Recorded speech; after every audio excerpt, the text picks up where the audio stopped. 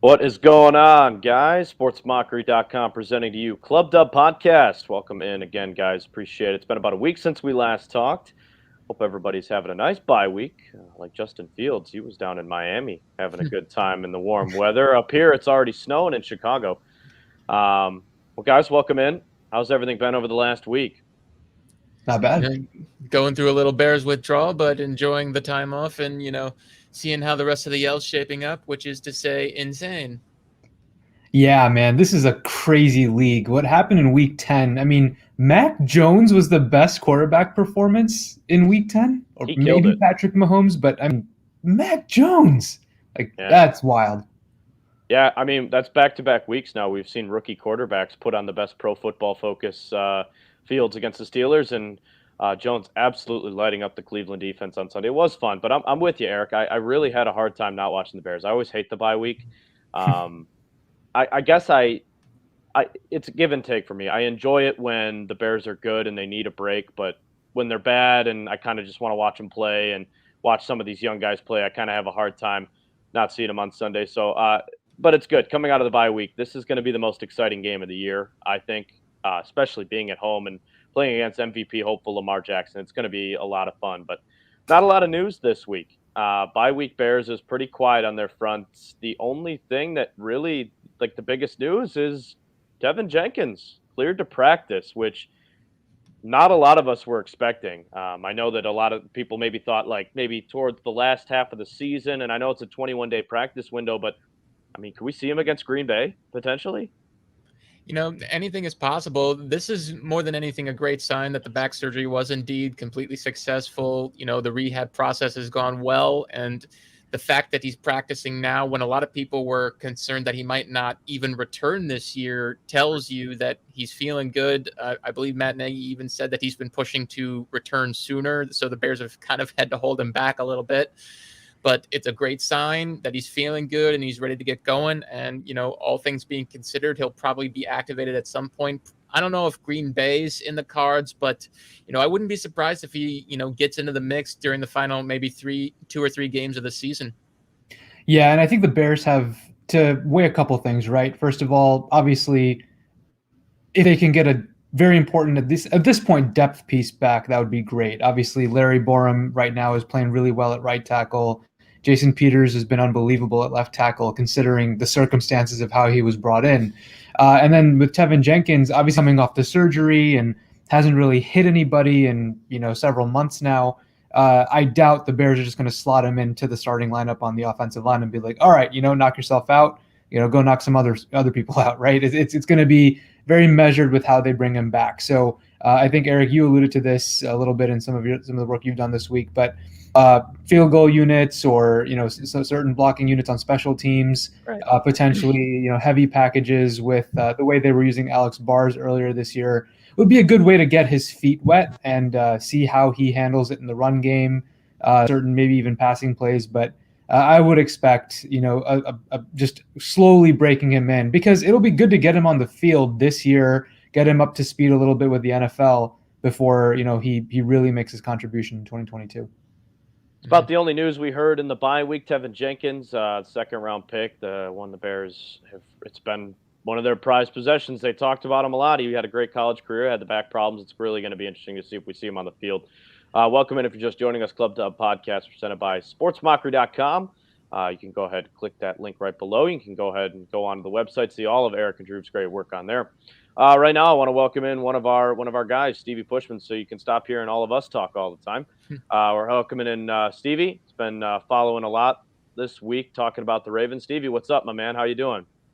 I'm doing good. How's everyone else doing this Tuesday evening? Doing well, Stevie. That's good to hear. Like you guys, I did enjoy the bye week. I basically lived out that Kevin meme from The Office where you watch 10 hours of football on the couch. I enjoyed every minute of it. I think the most shocking game that, for me at least, was the Washington victory over Tampa Bay, and or the Seattle Seahawks laying an egg in Green Bay. I thought that one was going to be the shootout of the weekend, and lo and behold, that was one of the worst games of the weekend, unfortunately. I always felt Russell was rushing back too fast. There was no way that finger was going to be fully healed to where he felt good throwing the football.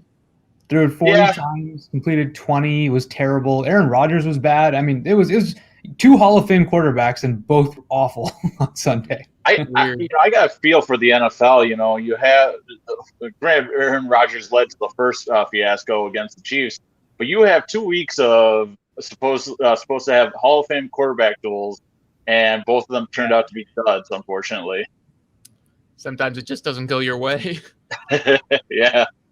Yeah, I didn't catch the Jordan Love extravaganza in Kansas City, but I did watch Russ versus the Packers, and it was interesting. I mean, you got to give the Packers a lot of credit. I mean, their defense is balling out right now. They're playing really well. Obviously, it's not as good as I think a lot of people are saying it is. That's because they got a couple guys that are in and out of the lineup. I mean, we still haven't seen Zadarius Smith this year. It looks, for the most part, like Kenny Clark avoided a serious injury, the one that Akeem Hicks suffered last year with his elbow. And then, of course, Aaron Jones goes down in a heap, and it looks like he's only going to miss 2 weeks. So things shaping up pretty well for our foes to the north. They get a shutout win. That's hard to do no matter who you're playing in this league. But nonetheless, let's shift our focus to Bears-Ravens. This is going to be a really fun matchup. I think Justin Fields can play a lot like Lamar Jackson has in his, I think what I mean by that is I think Justin Fields is building to what Lamar Jackson is, but he's got a better arm. Am I wrong to say that? No, I think that's pretty accurate. I think in terms of athleticism, they're relatively similar. I think Fields is thicker, probably a little bit stronger than Lamar is. Lamar might be a little bit faster than Justin is. Not by much. Justin's way faster than he gets credit for. In terms of pure pocket passing ability, I think Justin does have the advantage there. He seems more comfortable in the pocket. He has a better deep ball than Lamar does. Lamar's just a playmaker right now, and, all the credit to him because he just makes things happen. And I think Justin will eventually get there. He's starting to show that, promise over the past couple of games he's played against San Francisco with that great run. And then in the fourth quarter against Pittsburgh, he was making all sorts of plays. So he's getting there. And the potential is him being what Lamar Jackson is with the addition of being a downfield threat as a thrower. So that's why so many people are excited about what, Justin can bring to the table. Yeah, and I don't really understand why people feel they're comparable quarterbacks because I feel like Lamar is almost entirely dependent on his legs to an extent. I mean, obviously he has improved as a pocket passer. I will give him that for sure. He's had a couple really nice throws this year. Yeah, he's improved. He's improved certainly, but he is still a as soon as it looks bad, dash out, look for the nearest escape. And that's where his eyes go almost instantaneously. Whereas Fields is still keeping his eyes downfield for the most part. He is getting through his progressions pretty well, as best he can with the offensive line being as choppy as it's been. So, and look, the bye week came at this crazy time where it was probably a great thing for the Bears, just, to get healthy and Matt Nagy's team just suffering a terrible loss in Pittsburgh. But Fields looking really good the last two games, and all of a sudden you have a bye week. So that could be either really good, meaning he gets a chance to, learn whatever has gone on over the last several games and then, try to get better over the bye week and then take off against the Ravens, or it halts any progress that he's made. Hopefully not. But it was just an interesting timing for the bye week. But look, I'm very excited for this one because the Ravens are vulnerable. They're a very well coached team. They have they have some injuries for sure. They're good rushing offense and everything. But look, I mean, if Fields is playing at the level that he did again, especially in that second half against Pittsburgh, the Bears can beat this team. Well, the Ravens have the 29th ranked pass defense in the league right now. So they're not exactly, suffocating teams like you're used to seeing from the Ravens defense. They really had to blitz a lot because their pass rush isn't all that good. So I imagine they're going to do the same. And given the way that Justin has improved at beating the blitz, especially as you saw against Pittsburgh, absolutely. If the offensive line can protect him, he's going to find vulnerabilities in that secondary down the field. Bryson, thanks for checking in on YouTube on our page. He's reading the defense better, no question. Like Dhruv just mentioned, really going through the progressions. We saw, the Steelers game was clearly his best game. I don't think anybody's here to argue that. The throws were great, maybe a couple bad throws in there, none of which resulted in poor turnovers, which was solid. There's a couple things for me that are really key in this game. Miami beating Baltimore shows that, like you said, Dhruv, that the Ravens are clearly a beatable team, but this is a team that can get on you in a hurry. They're the third best rushing team in the NFL. The Bears' rushing defense has completely disappeared over the last couple of weeks. Can they get that back? Can Akeem Hicks be healthy? Maybe we get Khalil Mack back on Sunday. That obviously opens up a lot of things, but do we blitz Lamar Jackson? Sean Desai has not dialed up a lot of blitzes, especially from the secondary, but this was a crazy stat that I came across this morning. The Dolphins actually sent 24 defensive back blitz against Lamar, held him to 10 points, so it worked. Chances are he's going to be ready for that. I don't know if we necessarily see Desai dialing this up on Sunday. Right? It's not just that. I mean, it makes sense when you hear it like put that way. You know, they blitzed him so many times, they frustrated him. But you have to remember, Miami's secondary is really good, especially at the cornerback position. When you're able to play man up like they can with Xavier Howard and, you know, the other corners that they have, you're able to get away blitzing like they did because the Ravens receivers usually couldn't get open, you know, going man to man like that. So, you know, it was a great game plan because the Dolphins knew what they had. The Bears don't have the cornerbacks that the Dolphins do. So they need to be careful about, you know, being that aggressive. I'm sure they're going to blitz to see if they can keep Lamar uncomfortable, but they're going to have to play it a different way, you know, in the way that they have tried to play, but because of the limited, you know, personnel they've had the past few weeks, they're going to have to hope that some guys get healthy and they can sort of run the game plan that has worked for them most of the year. Yeah, Stevie, what do you think, man? I think that you've watched a lot of football this year, probably more so than myself, even though I'm with you. I tend to sit on the couch on a lot of Sundays. Although I missed all of NFL Sundays a couple of weeks ago for my sister's birthday. There's a story for another day. I was literally at the mall all day, just on my phone trying to watch games. But this is a really fun Ravens team, and they can beat you in different ways. They have a really talented group on that offense. I know that it's all about Lamar, but Mark Andrews is no slouch either. He's been one of the best tight ends in football this year. And Marquise Brown can burn you. He's a poor man's Tyreek Hill. Can't really catch with his hands, but he can really burn you down the field. So, well, I guess for you, what are you seeing? Well, the number one thing I would say for the Bears is obviously you got to contain Lamar Jackson. Mark Andrews is his number one go-to guy. I think of the 10 games or of all the games, I think in two games he has in majority of the games he has 5 receptions or more, and only 2 of those games he has under 5 receptions. So if you can take that away from Lamar Jackson, my biggest fear is he's going to beat the Bears with his mobility on Sunday. I think the Bears do a good job.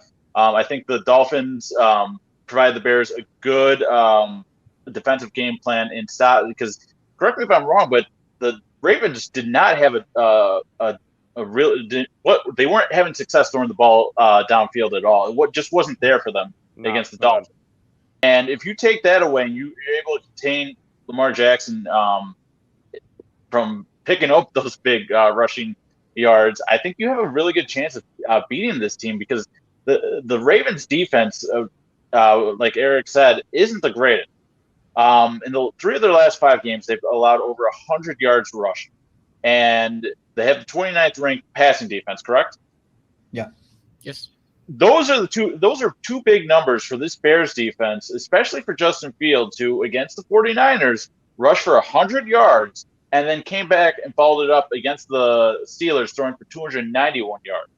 I think that's something that you have to keep an eye on because the Dhruv also I think the bye week came at a perfect time for Justin Fields. You have 2 good games right before the bye week.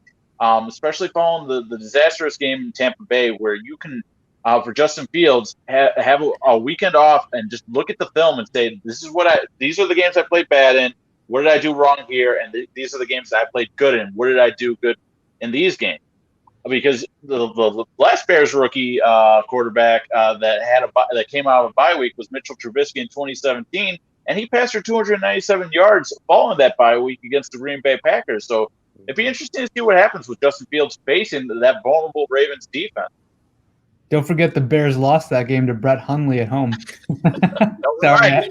I had to do it. Oh, that's right. They did lose that game. I totally forgot about that. I thought they won that game. That was what? They won 4 games that year? One of them was against Pittsburgh, I think, right? That overtime. Yeah. That was the Mike crazy, Lennon part where they weren't letting them throw in the fourth quarter because they didn't trust them one bit.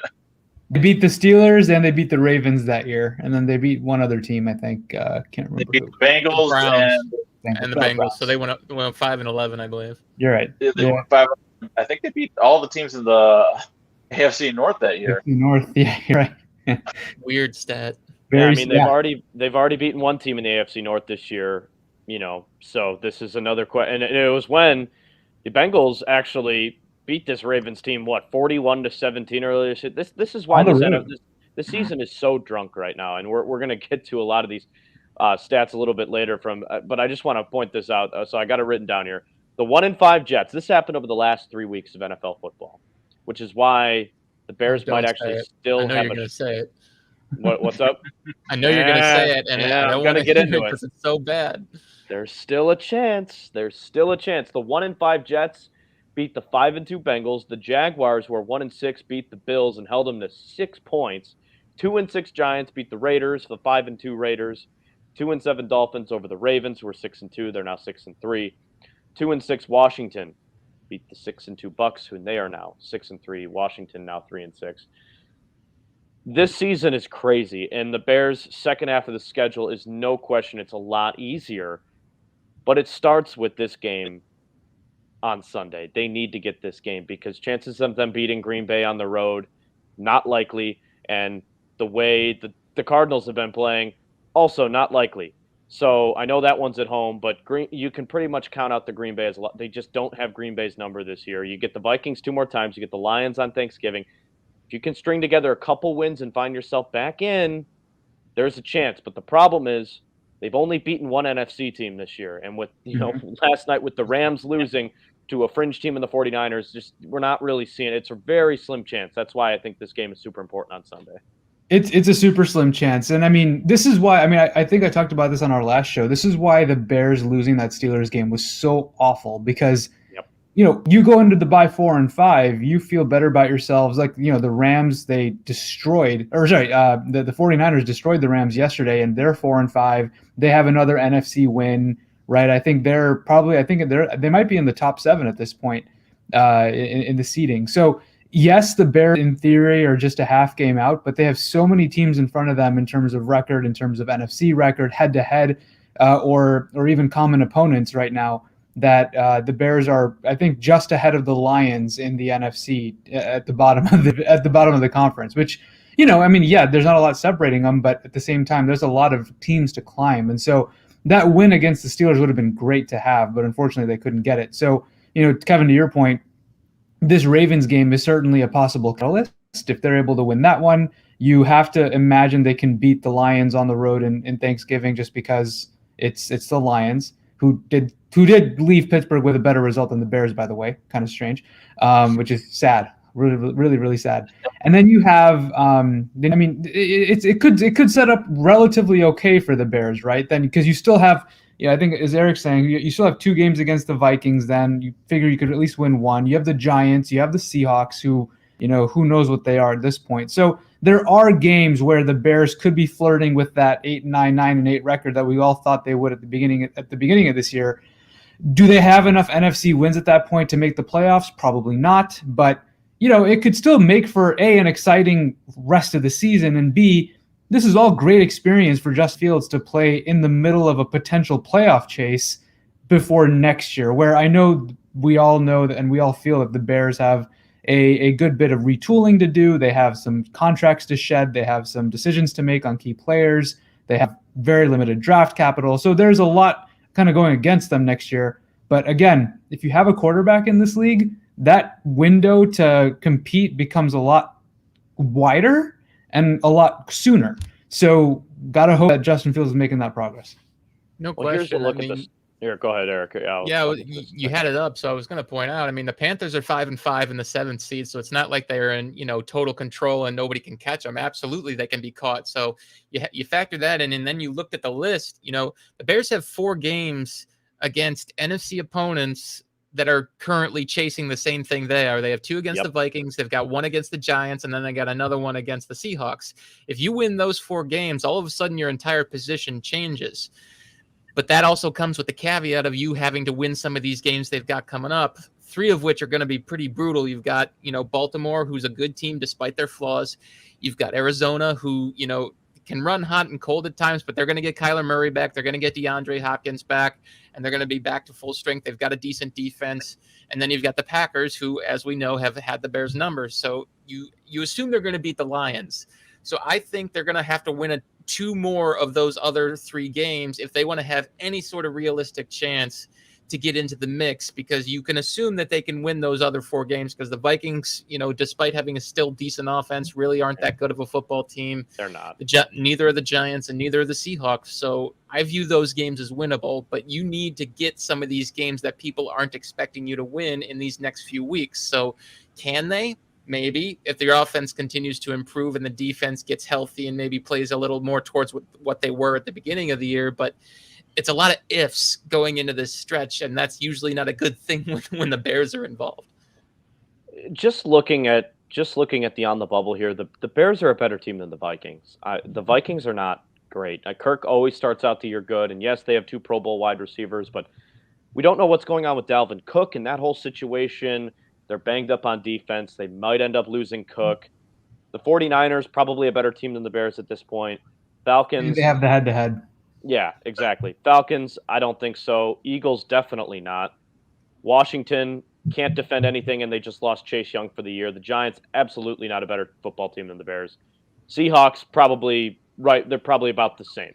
So it's absolutely in play that the Bears can find their way into this. But right now, the NFC is just so tough this year that it's going to be hard. Right now, the betting man says absolutely not. But again, if Fields, if he's building on these performances, it really is based on him. Let's be honest. If Fields goes out, balls out the last, what do we got? 8 games, 8 more games. Mm-hmm. They go 6-2. Who knows? It's definitely in the cards. They go 6-2. I think they give a shot to make the playoffs, but that's a story for another day. I don't know if that'll happen. I really don't. I don't want to pump up. I don't want to pump into that narrative, but it's possible. Sure, it's and that's the thing. Yeah, it's very much dependent. Again, this is all we've been saying. This is all dependent on Fields. If Fields improves, it continues to improve. I mean, look, if the way he played in that second half, if you extrapolate that for a whole game, it's going to be hard to beat the Bears. Because the defense, while it is no longer elite, it's probably not even good. It might be fine. If you hold a team like the Cardinals, let's say, to 23 points, the Bears with those playing at that level are probably going to score 27. Like, they're going to be hard to beat. So you're talking about, and that is a much more favorable schedule in the second half. So yeah, if Fields is making that quote almost linear progress, and that's almost impossible for a rookie quarterback. So we got to temper that. But if he's making that level of progress and he's building on those performances and he's playing to that level, the Bears are going to be hard to beat. And so, yeah, 6-2 is hard just because 6-2 is hard to do in the NFL. But but at that point, if you're playing at that level, the Packers are suddenly, you can potentially beat the Packers. Potentially. You could potentially beat the Cardinals. You could potentially beat the Ravens. And so, look, it's weird to have that conversation because the Bears have had a quarterback like this who can be that equalizer since Jay Cutler went during his hot streak of 2010, 2011. And even when they were playing at that level, you never felt the Bears were out of it. You never felt the Bears were uncompetitive because Cutler was playing so well. If Fields is playing at that level, the Bears will be the same way. In fact, teams will be like, oh, shit, we have to play the Bears. It's one of those things. And to carry off of what Drew's saying, it does change if Fields is reaching that next level. My number one takeaway from the Steelers game was I've been just one of Justin Fields' biggest. I've been critical of him, to say the least, and it's not more so in a way of he doesn't have it as a rookie. I've been a strong believer in that he should have been on the bench and learned, because there were some things that I saw where I was like, he might be better off learning from the bench. He proved me wrong Monday night against the Steelers, and that momentum that you saw from the Bears offense in the second half, I think if he can have that for the rest of the season, I think any game other than the Packers game is winnable. That Cardinals game, if the Bears can beat the Ravens and beat the Lions, You have 10 days to prepare for that Cardinals team. The Cardinals have to come to Chicago in December with, they're going to get Kyler Murray back, but at what percent back? Because that Cardinals offense, I watched that Cardinals-Panthers game this past Sunday, and without Murray, that offense does not work one Yeah, and bit. they're down Colt McCoy now too, who got hurt. So Yeah. I don't even know who their third stringer would be potentially. Chris Strudler. Yeah, so exactly. So all right, yeah, literally, it's like the Mike White situation, which he finally came back to earth too this week. So questions around the room here. I want yes or no answers from everybody here. First question. We'll start with Dhruv, go to Erik, then Stevie. Did the Bears snap the 4-game losing streak? Did they win on Sunday? Yes or no? I'm going to say yes, they snapped the losing streak. I think they beat the Ravens. I am also going to say yes. No. I think Ravens are going to be pissed about what happened last week, and they're going to come out a little fired up. Sure. Stevie? Oh, and Matt Nagy's not good off the bye week. This is fair. I will say yes. I will say that the Bears come out with a lot of momentum. You have that offense in full effect now. Coming out of the bye week, you have a healthy David Montgomery going up against a suspect Ravens run defense. And hopefully this is the game where you can see that Fields Montgomery tandem really click. You all failed the first test. I said one-word answer. I'm just kidding. Nagy's near future. This is why I think the Bears win on Sunday. I honestly think Nagy's playing for his cut. You can't lose 5 games in a row and keep your job. It's 2 years in a row. No shot. And what makes it worse is that most of those losses have been by double digits, which makes it look, 10 times worse. I mean, 24-14 to the Packers, 38-3 to the Bucks, and then 33-22 to the 49ers, who at the time were struggling. So, he needs a win, and he needs it bad. But the worst thing he can afford is another double-digit loss, because that might end up costing him big time. What if he ends up throwing this back in McCaskey's face, though, and said, a couple weeks ago I had COVID, I wasn't there, and we got screwed over by the officials, who actually admitted this week that they screwed up at least 3 calls in that game, in that report on NFL.com. So that could be some cannon fodder that he could throw back at them. But still, it's your football team. You should have had these plans in place. I firmly believe that you lose 5 in a row. I think the envelope is sealed. Whether it's he's fired on Monday or the end of the season, I think it'll be one or the other. Quite honestly, I mean, I think if the Bears had lost in the manner that first half was going against the Steelers on Monday night, I think that decision would have already been made, just because it would have been another primetime embarrassment. In fact, the Bears won that game, surprisingly, until they lost. So, there is potentially an argument to be made, like, oh, we're figuring it out. We got fucked over by the refs and should be 4-5, and now. Yeah, I mean, their performance Sunday will say a lot. I mean, if they come out motivated, they come out, going head to head against, the Ravens and beating them up, we lose. Man, you're a liar, Bryson. You're a liar. You do not hope we lose. I know you're lying. I know it. I know that attitude. This sentiment is rampant on Twitter and everywhere. It's actually it's kind of hilarious. It's like Matt Nagy needs to be fired, and I hope we lose. And man, it's one of those things that's like, wow. I mean, some Bears fans are willing to sit through losses to get to some end result that may or may not help the team, right? I mean, you fire Nagy and you replace him with someone worse, because guess who's making the search, or potentially the search is the McCaskies. So I don't know. It's just one of those things. But all power to Bears fans. That's So I'm going to say yes to this question. Dhruv? Nagy's future decided on Sunday? Yeah. Yes. Yes. I will say no.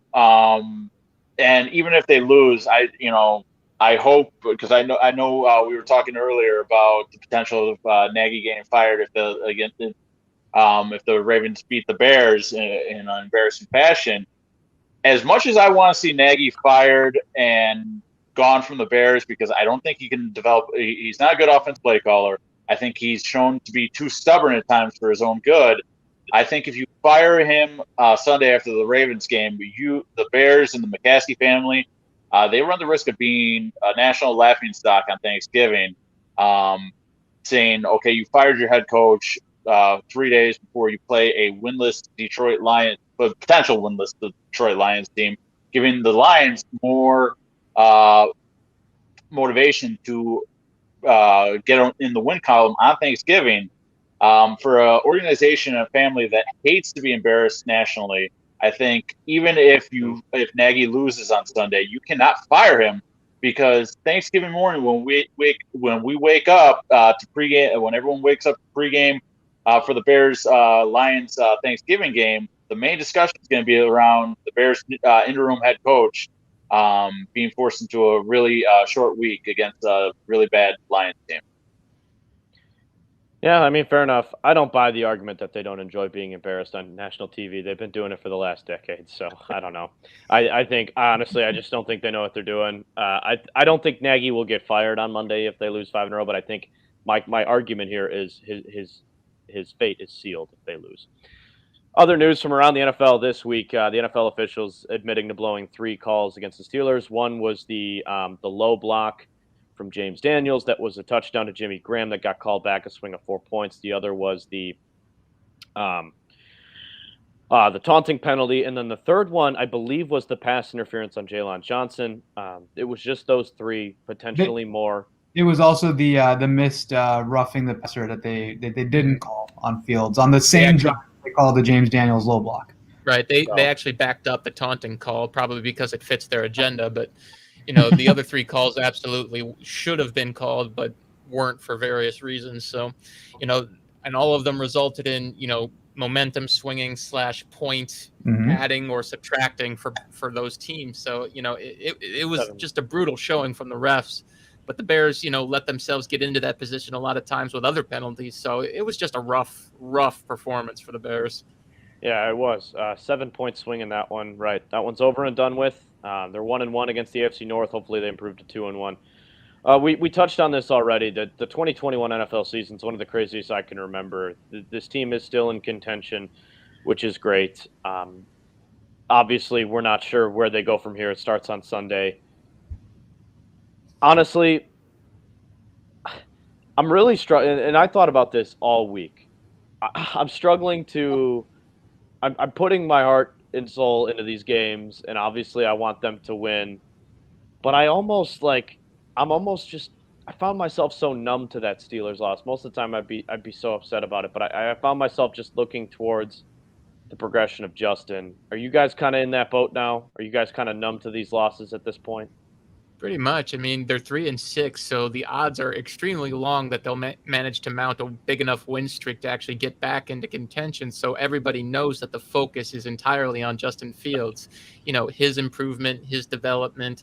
And if he continues to ascend, everybody knows that it won't take too long for this team to get back into the playoff picture, be it 2022 or 2023, depending on how they're able to restructure the roster around him. So they know that the window is shut for what this team was the past couple of years. But if Justin continues to improve, the window will open quickly, especially if they can surround him with enough talent to, make them contenders. Yeah, it's one of those things though where, I mean, sure, I think some of these losses at this point are whatever. They're 3-6. I mean, while they're still in contention, I don't think they realistically have a shot to make the playoffs. But and again, I want to go back to all the, a lot of the fans saying like, oh, we want the Bears to lose.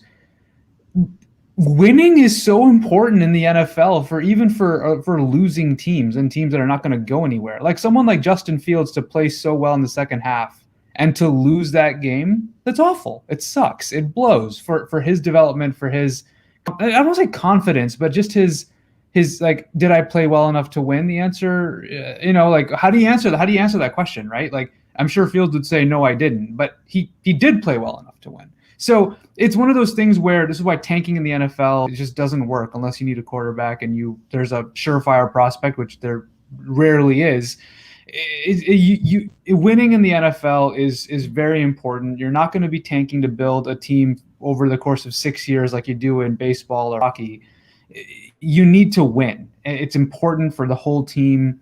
And like it or not, a lot of this core is going to be together next year, especially on offense. So they need success. Fields needs success. It's unfortunate that he had one throw against the Raiders where they actually won that game, and since then they haven't been able to taste anything close to success. But I feel like they need it. So I get fans want Nagy gone, and it'll be better if they lose, but it's worse for Fields if they lose. So while, yes, I think fans are numb at this point to the reality of their situation and not being able to make the playoffs and probably a regime change in the offseason, et cetera, it's still important for them to win. I don't feel like I don't feel like fans see it from the players' point of view that it is very important for them. It'll be very important for Fields to taste success so that they can learn how to win next year, because this is going to be important. Yeah, and I agree with you on that one too. As bad as the Bears have played, Monday night, heading into that game, I was like, great, now I have to watch the Bears lose on Monday night. By the end of that game, I was ready to throw my phone through my TV because Justin Fields' performance had motivated me so much. And you want to see the Bears win when Fields plays well like that, because good performances need to be rewarded like that. And the other thing that, this isn't to speak ill of Bear fans, but Mitchell Trubisky is a prime example of someone that, played well but never had the wins to back it up. Mitchell Trubisky in his rookie season nearly led a game-winning drive against the Detroit Lions, only for Connor Barth to kick it off into Lake Michigan. In 2018, in the wild card game against the Philadelphia Eagles, he led the Bears on a game-winning drive, only for Cody Parkey to double doink. And in 2019, he led the Bears on a game-winning drive against the Los Angeles Chargers, in which Eddie Pinheiro misses it, I think, from less than 30 yards. I think it was closer than a extra point field goal attempt, if I'm not mistaken. 41 yards, okay. But still, those are prime examples of wins change the narrative about a quarterback. And for Justin Fields, you want to have him get those wins because, we've seen great players come along, and that this isn't just to put Justin Fields in the same category as some great Chicago legends.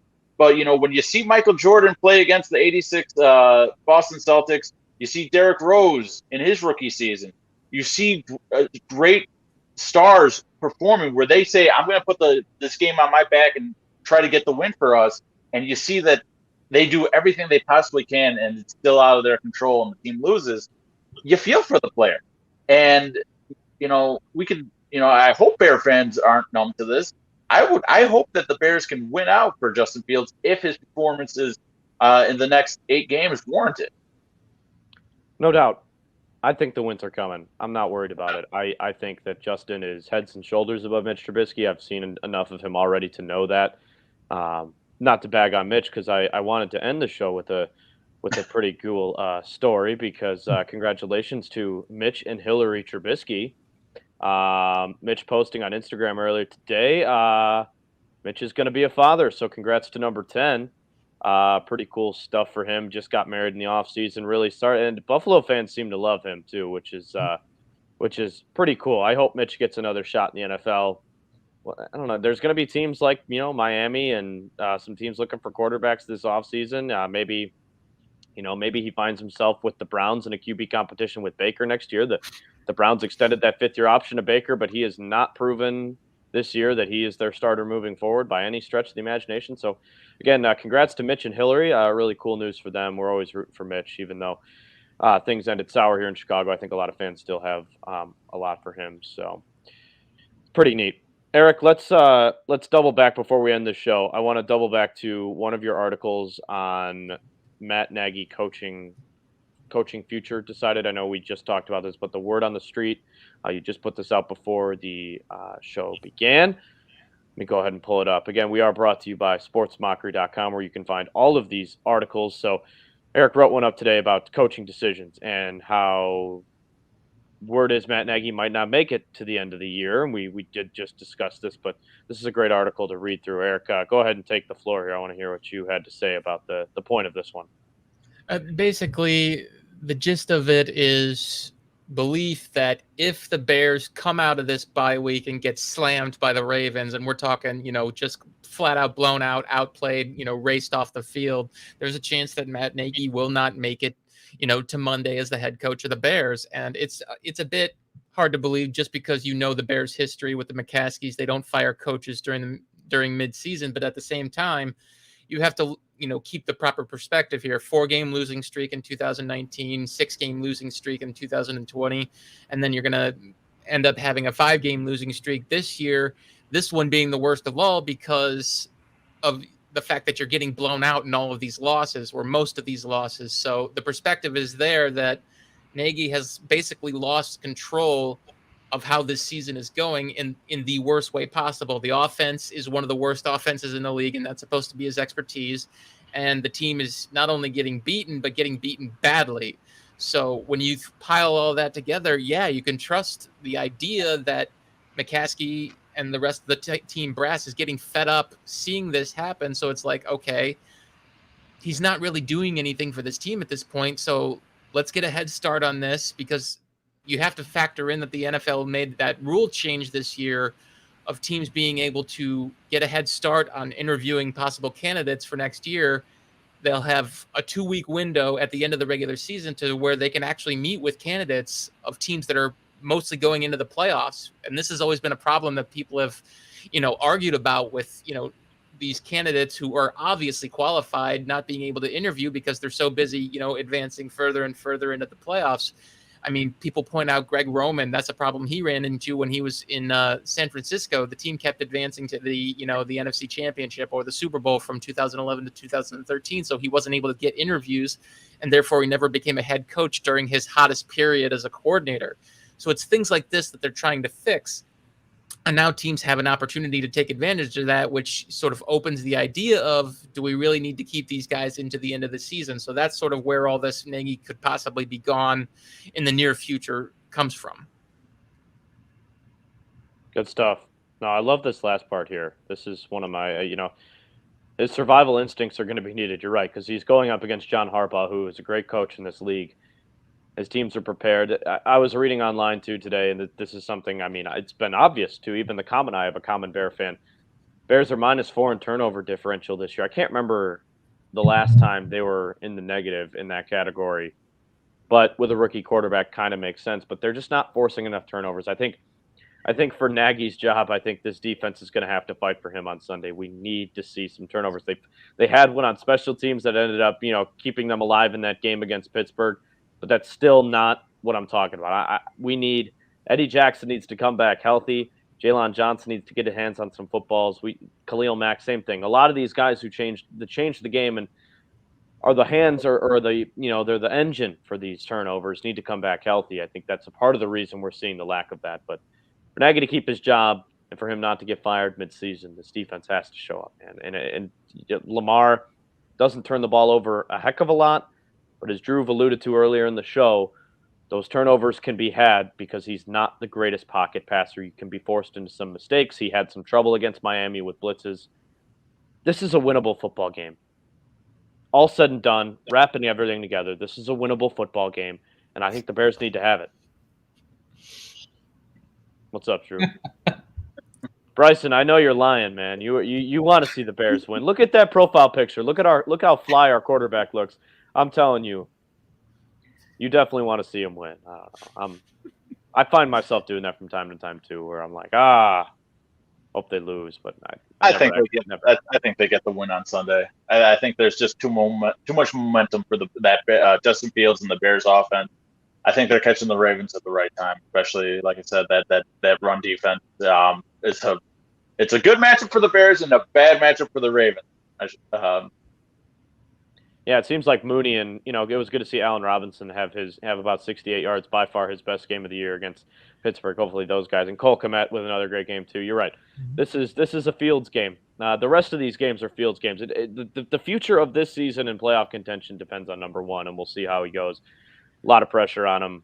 It's not looking good for playoffs this year, but like I said, like we've been saying the last couple of years, Bears are still in the hunt. So it's fun to see those graphics come up on national TV too. The Bears kind of right there at the bottom, just always kind of Always kind of sneaking around. So who knows? Hey, it worked out last year, but they got a lot of help last year, so they need to help themselves this year. Mm-hmm.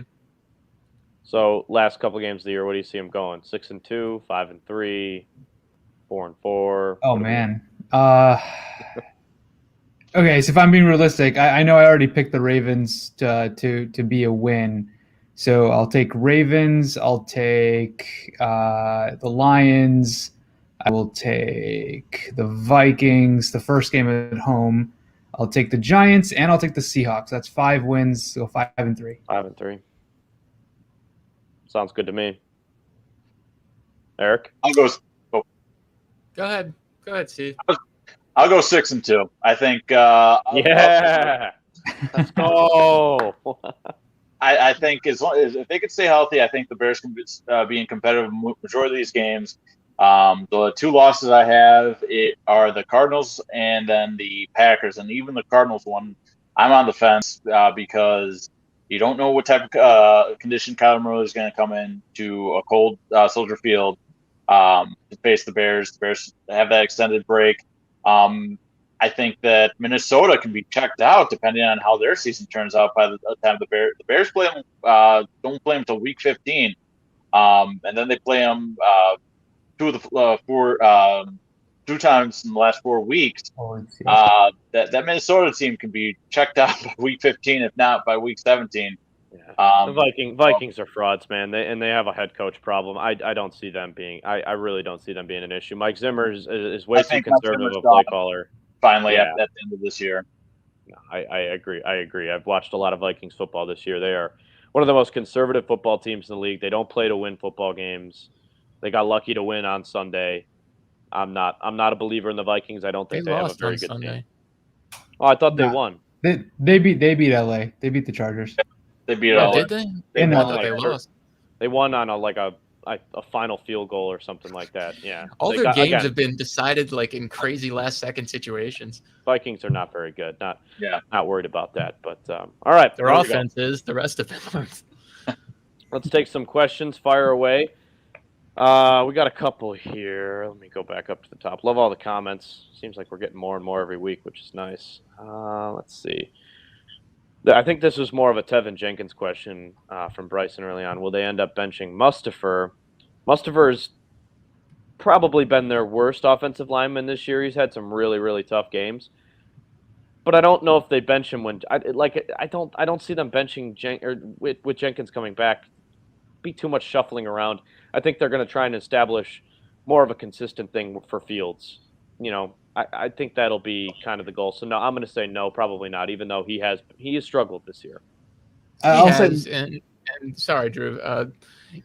Mustipher is what you'd call replaceable. He's not so bad that you just got to get him out of there. He's been fine enough to at least have a functional front, but you can upgrade there when the opportunity comes. Right now they don't have one, so you don't want to reshuffle the deck and move either Whitehair or Daniels inside just so you can get Jenkins on the field. It's just a question of timing, finding ways to get Jenkins on the field, and as we said, the field goal situations, extra offensive linemen. There will be opportunities, but unless somebody gets hurt, you want to try and keep a consistency with your front 5 as much as possible.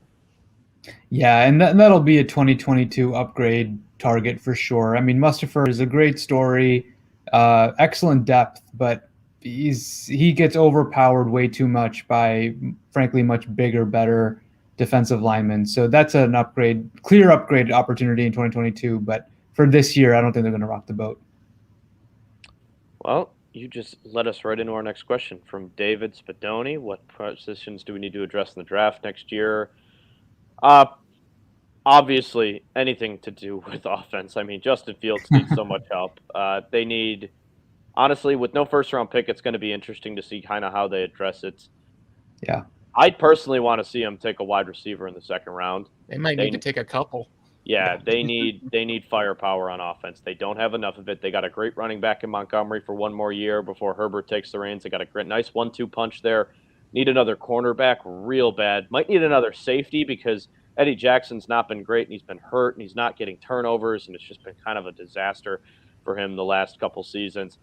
So honestly, if we're doing top 3 here, wide receiver is their biggest position of need, in my opinion. Cornerback, number 2, safety, number 3. That's fair. I would say wide receivers up there at number 1. One reason is 3 of their top 4 guys are going to be free agents. You got Allen Robinson, you got Marcus Goodwin, Huge, yeah. and you've got Damiere Bird. So, those guys, it's only going to be Darnell Mooney and nobody else unless you re-sign somebody. So they absolutely need to address that in either free agency, the draft, or even via trade if you can get somebody decent. So, there's that. And then, I think center is a very important position you need to fill because, the interior blocking is vital for a pocket pass for somebody who wants to play from the pocket. Obviously, Justin can get out there, but he likes to play from the pocket. So you need to make sure you have one. Not to mention, if you want to beat the Packers, you got to find a way to control their best players. And Kenny Clark is one of their best players, and he continues to wreck games whenever he goes against the Bears. And the big reason why is their centers haven't been able to match up with him. So I think that's another reason you want to address that position. And then basically the secondary, either be it safety or cornerback, depending on the best talent you can possibly get. So I think the secondary and, both those positions I mentioned, wide receiver and center, are the 2 ones you probably are going to focus on going into the draft and the offseason in general. Also inside linebacker next to Roquan Smith. After they lock him up, they got to make a decision on James Daniels because they might need a new right guard if they don't decide to re-sign him. So the Bears need a lot of help everywhere. They're pretty much. Yeah. Go out and get Justin Fields. Go out and get him an Ohio State wide receiver, man. Did you guys see Garrett Wilson on Saturday?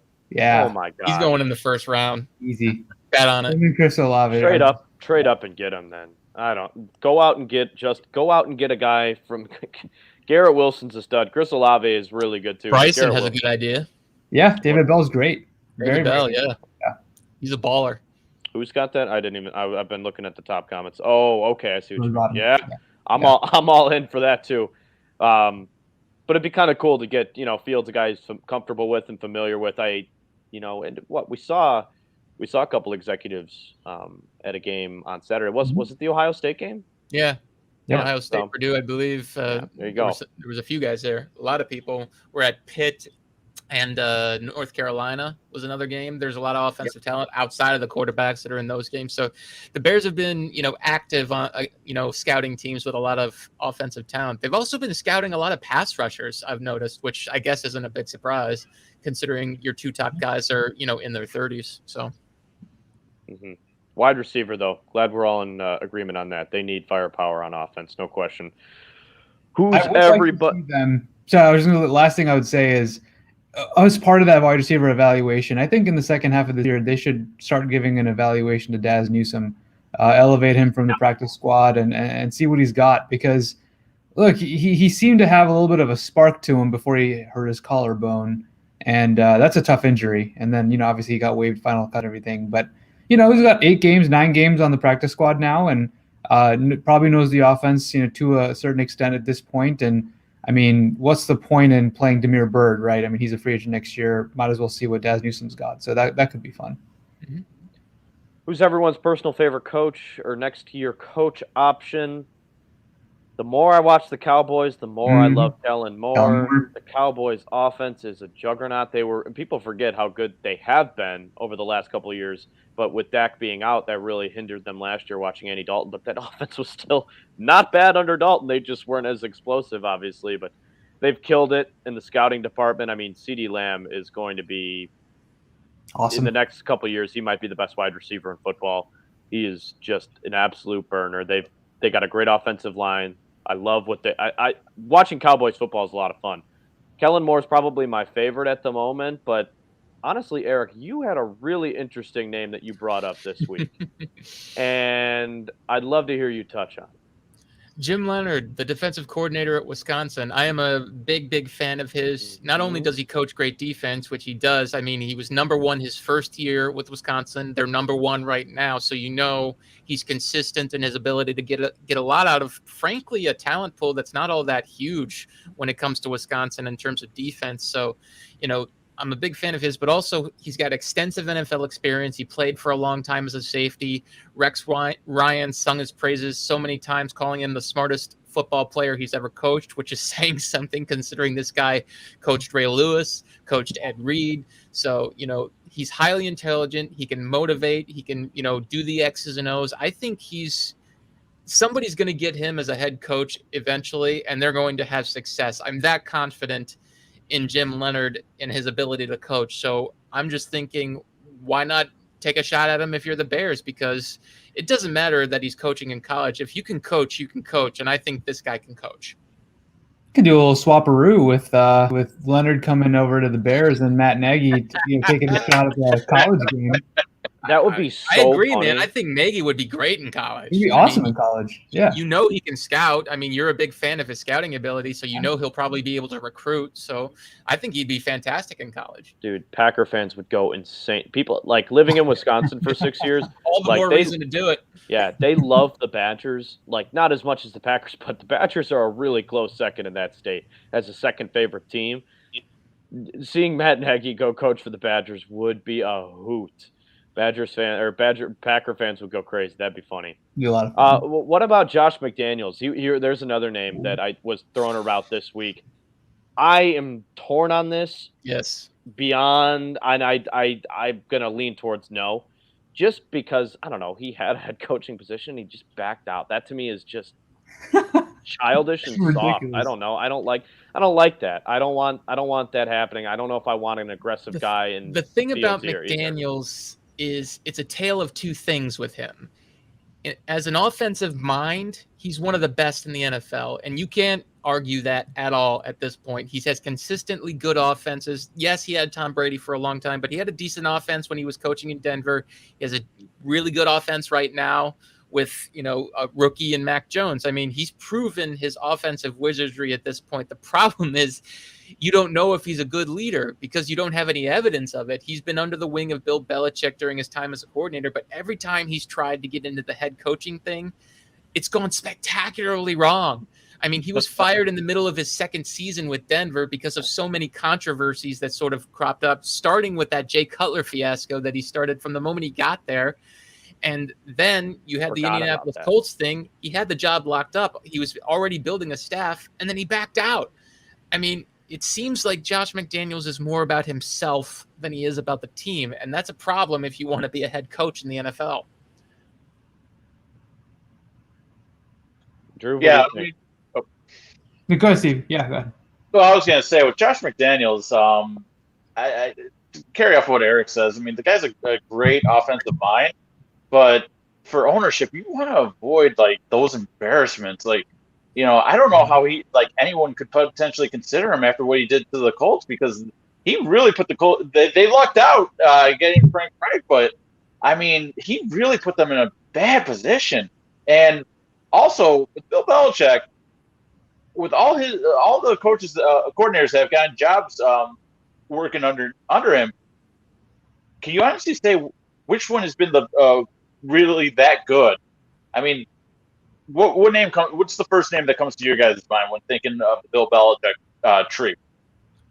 It depends on if you consider him part of the tree. I'd say Mike Vrabel, but I don't know. He didn't really coach under Belichick. He played under Belichick, so it's kind of splitting hairs there. But Brian Flores, I think, is probably one of the best ones to come out, even though Miami has struggled at times. I just don't think they have a lot of talent. I do think Flores can coach and coach really well, but yeah, the Belichick tree has struggled a lot, probably because I think guys try to emulate Belichick too much rather than being themselves, something that I think Vrabel avoided because he's much more himself than he's trying to be Belichick. So, but, it is an issue, but, the fact is the guy has found coaching talent before, so. Yeah, I mean, he finds it, but I would bring that one up. I would not trust. I would not be fully sold if I'm a Bears fan if they bring in McDaniels or any coordinator from that served under Belichick. Unfortunately. Oh my God, Bryson, you're on fire today, my man. I think I would jump off a bridge first. No thanks. I'm good. Yeah, I would stop covering the Bears if they hired Matt Patricia. It would make it entertaining, but oh my gosh. Shanahan's this is a good one. Spendoni and Bryson both had this. This was my final take last week, which was why it was so important to beat the 49ers, or 2 weeks ago rather, and they didn't. And now the 49ers stringing together back-to-back wins, maybe getting Shanahan a little bit off the hot seat. Listen, Kyle Shanahan is the perfect coach for this Bears team. It's just whether or not the 49ers would be willing to part ways with him. And right now, I don't think that they're Not that. happening. I think they're a very well-run organization. I don't think that they're that dumb. I just think they realize they have a quarterback issue, and they had injuries. They've had injuries across the board the last couple seasons. So this is, since they went on that Super Bowl run, they've just been banged up. Their key positions, Joey Bosa has been in and out. Raheem Mostert can't stay healthy. He got injured on the first play this season. George Kittle missed a few games already this year. He came back yesterday and played great, and he was a big part of that win. And there's just key spots and key injuries where I don't think you can really blame that on Shanahan. If I could retract my thing on Kellen Moore, if Shanahan's available, absolutely he's my number one choice, and not even a question at that point. Perfectly fair. I mean, Shanahan's one of the best offensive minds in the league. He's proven he can get his team both to the playoffs and to win in the playoffs, and he did that with Jimmy Garoppolo. So that tells you if the roster's right and he's got a decent enough quarterback, he can win. And I'll take Justin Fields over Jimmy Garoppolo all the time, especially in terms of talent, because I think that offensive system that Shanahan runs is perfect for Justin Fields, both because of his mobility, his ability to go down the field, off play action and bootlegs. It's a perfect system for him. So flawless. If Shanahan by some miracle became available, that's an easy decision for the Bears, but I don't think he's going to get fired, especially after, getting his team to rally over the past couple of weeks. Agreed. And Shanahan, absolutely perfect coach for the Bears, offensive scheme. I mean, David Montgomery in that 49ers running team, incredible. Absolutely incredible. Herbert, too. I think he'd be a great fit as well. Well, if they get a healthy Tariq Cohen back, too, I mean, there's three really dynamic running backs, and that's how the 49ers made it to the Super Bowl. I mean, they ran that system. They're like, oh, man, we really got a guy who can't really throw the ball. Let's just run it down the throats of the Packers, and it was one of the most fun football games I've ever had.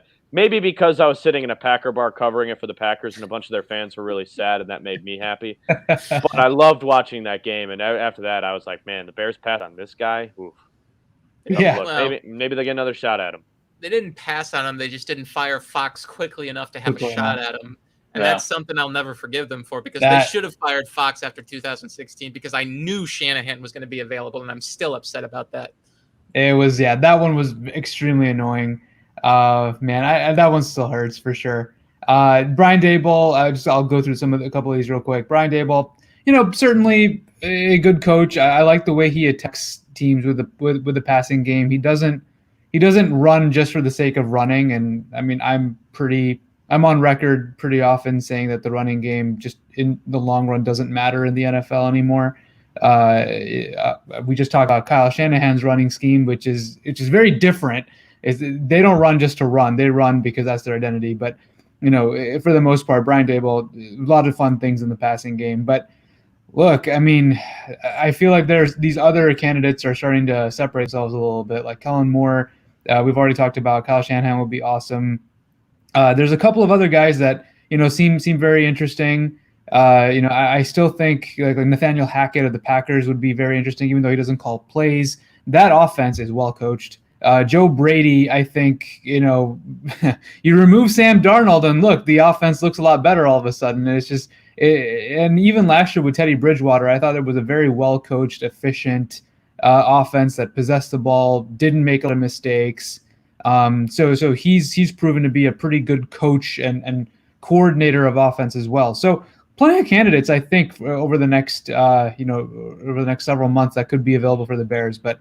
I worry about them getting it right. I just worry about them getting it right, Well, I think this might be a perfect situation for the Bears, because you have Justin Fields. If he finishes the season strong, out of all the potential head coaching openings, I gotta assume that the Bears have the best one. And if you have to choose between Kellen Moore, Daboll, or Joe Brady, or even Kyle Shanahan, I mean, let's say Shanahan's obviously everyone's number one pick if he's available, and Brady's the floor, the last candidate of the four that you would want to have. I'd feel comfortable with any four of those guys if I had to choose between any four of them. Because I mean, I watched the Panthers game against the Cardinals. They got Christian McCaffrey back. That was a completely different offense. And the one thing that I wouldn't mind seeing if the Bears hired Joe Brady, I'd be excited to see what he could do with David Montgomery. I mean, he got Mike Davis paid in the offseason because he utilized Davis once McCaffrey went down last season, to where I want to say there was a good stretch where Davis was getting 50 yards rushing and 50 yards receiving each game. And I think with Justin Fields there, you have a centerpiece, because if I'm any of those coaches and I have the Bears offering me a head coaching job and the Minnesota Vikings, which one would you guys want to take? Well, here you bring up you bring up a great point, and I want to go through some of the teams that might need a head coach next year. So Jaguars are going to need a head coach, Texans potentially. I don't know about that one. Colts and Titans, no. None of those teams are going to need head coaches. Broncos and Raiders, probably. Well, if the Bengals fall apart like they're starting to, they might fire Zach Taylor, so I'd keep them in mind. I think the Broncos might be looking for one, potentially the Raiders might be too. In trouble. So there's let's call it 4 teams in the AFC. Let's look over in the NFC here. Giants potentially. I could see that. Nobody there. Vikings and Bears probably both looking for head coaches next year. And I don't know. I don't think anyone in the I wouldn't say anyone in the South. No. So you got about 7 head coaching openings. So 7 head coach openings. Sorry, I can't speak today. Jesus.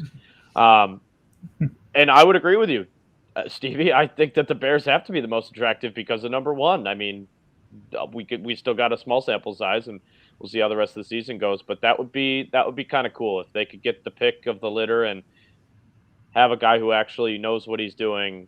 Maximize what's on this offense. Spend the whole draft, and they don't have a lot of picks, but spend all of your picks on the offensive side of the ball. Just kind of retool on defense with some vets. I know. What do they have? What's the free agent market? They're probably looking at what, like $40 million cap space next year, something like that, or 38 to 40 million. I think I read something like that. 40 million is the general direction, but they have a lot of in-house guys who are going to be free agents, so it's not as much as you think. And they're not probably going to be able to get rid of a lot of the cap that we were originally probably thinking they would this offseason. Like Robert Quinn's probably going to stay on another year just because of the way he's been playing well. Plus, they restructured his contract. Same with Jimmy Graham. They're not going to be able to get rid of some of the hit that was carried over next year. So, there are some contracts that are going to stay longer that they're not going to be able to create more cap like we thought. So they may have to be creative there. But yeah, I think with the cap jumping and some of the contracts coming off the books, I think they could probably get to about 40 million. Well, we love the questions, guys, as always. Bryson and, we had Chris today, which was great. David, thanks again. You guys have been tuning in all week. Claudius as well. Appreciate you. Great questions, guys. A lot of fun. But it's about the Ravens this week. I got the Bears winning this one. It's going to be the most exciting game of the year. I think Fields builds on his performance in Pittsburgh. I think he has another 300-yard day, and I think the Bears take this one, salvaging a 4-game losing streak. I got a good feeling. I had a good feeling about Pittsburgh too, and I was right until the ref screwed it over and admitted to it this week. But I got the Ravens this week. Drew's got the Ravens. Erik has – I have the Bears, sorry. Dhruv has the Bears. Erik has the Ravens. Stevie, you got the Bears too? I have the Bears. I've got a feeling this could be a very similar game to what we saw last year with the Bears snapping their losing streak against the Texans. I don't think it would be that much of a blowout, but I think I wouldn't be surprised if the Bears take it to the Ravens. Like, the Ravens will make it close at some point, but I think the Bears have the momentum in their favor and pull out a victory on Sunday. Stevie's already buying playoff tickets here. I'm not going that far, but and you guys going to this game on Sunday? I thought about going, but I got a couple I got a cousin birthday and a friend's giving, so I'm going to watch on TV. Anybody going to this game on Sunday? I may. No. I'm not. I'm going to the Northwestern game on Saturday at Wrigley. Oh God, dude. Nice. Have fun. I mean, it'll be more fun. I've been to a Northwestern game. I went to Northwestern, Minnesota a couple weeks ago. Worst college football atmosphere ever. Absolute snooze. Absolute snooze. Sorry. We are very proud. We're very proud of opposing fans taking over our stadium, okay?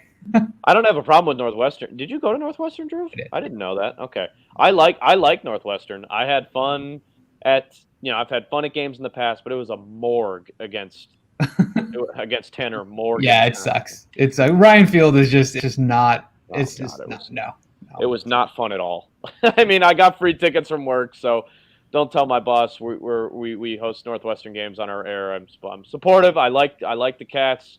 I'm supportive of them, but have fun at the game. I hope it's more fun than what I had. But all right, we got final take. Drew, you got this one, right? I do, and actually, I already kind of covered it earlier. But look, I just want. I'll be quick. I just want to rehash my points from earlier. My main thing is, look, I know everyone wants the coaching staff fired. I know everyone wants Justin Fields to look well and good, but the Bears to also lose because that means Matt Nagy and Ryan Pace and everybody else associated with the team will get fired. I'm here to tell you that that's not productive for the Bears going forward. Justin Fields, Cole Kmet, a lot of the offensive line, David Montgomery, Darnell Mooney, these guys are going to be here next year. They need to learn how to win. They need to know what it takes to win. They need to know that their good performance can be rewarded with wins, which are most important in the NFL. Losing but playing well is not a thing. I know we're all excited about Fields' performance from the Steelers game, and we should be, right? I mean, Bears fans should be. But they lost, they should have won, and I can guarantee you someone like Justin Fields was feeling very empty on that flight home to Chicago, being like, well, we lost. What's the big deal? I did what I had to do to try to win, but we lost. That's what I'm saying. Winning is everything in the NFL. I covered it earlier.